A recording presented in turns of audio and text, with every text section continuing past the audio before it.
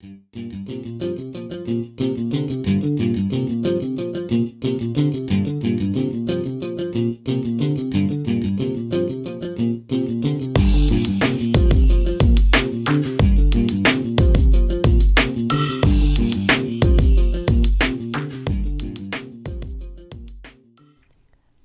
there, Nicole Young with Photo Focus. I'm going to show you how you can fix someone's hair in Photoshop using just a few simple steps. As you can see in this image, she has some of her roots showing, which really isn't a huge deal, but I thought I'd go ahead and see if I could fix this in Photoshop. So I'm going to show you how to do it. Now the first thing I want to do is I actually want to add a layer of color over the background layer. And you can do this a couple of ways. The way I like to do it is, well, the first thing I'm actually going to do is I'm going to sample some of this hair color over here. And I'm going to go to my eyedropper tool, and you can do that by clicking eye, or you can go over here to your tool panel and just click on it from here. Now I want to pick something that's kind of in the middle. As you can see, some of it's dark up here, some of it's kind of light. I just want to pick something over in this area. So I'm just going to go ahead and click, and as you can see down here, the foreground color is automatically changed to that brown hair color. So the next thing I'm going to do is go back over to my layer panel, and I'm going to click here on the adjustment layers, and I'm going to choose solid color. And as you can see, that automatically pulls that foreground color and adds it as a new layer with a vector mask. Now I'm just going to go ahead and click OK because we have the color we want already. And we also want to make sure that this mask here is not showing any of the color at first because we want to add it selectively.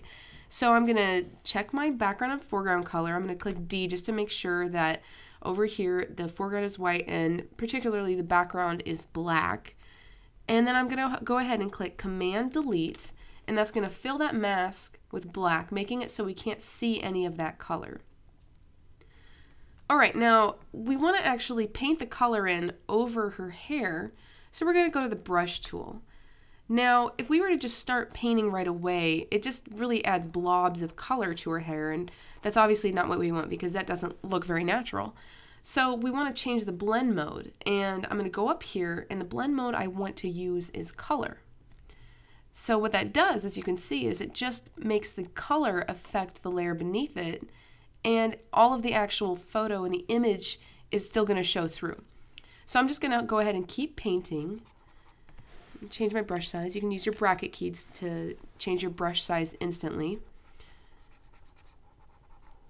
And there we go. She has an instant hairdo makeover.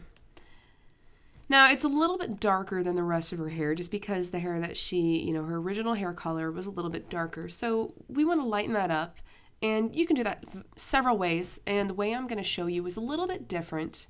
We're going to do something real similar to what we just did. We're going to add a new solid color, but we're going to make this one white.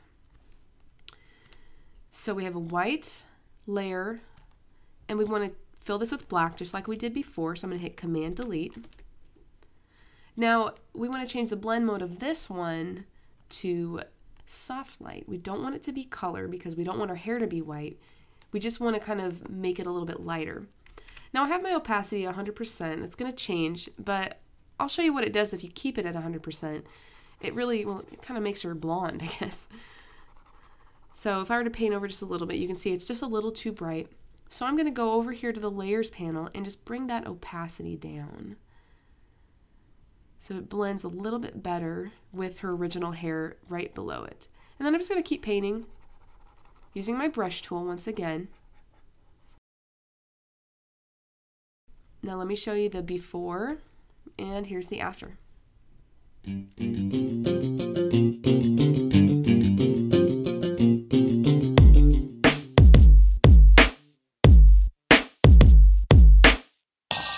To view more photography-related posts and tutorials, please visit photofocus.com.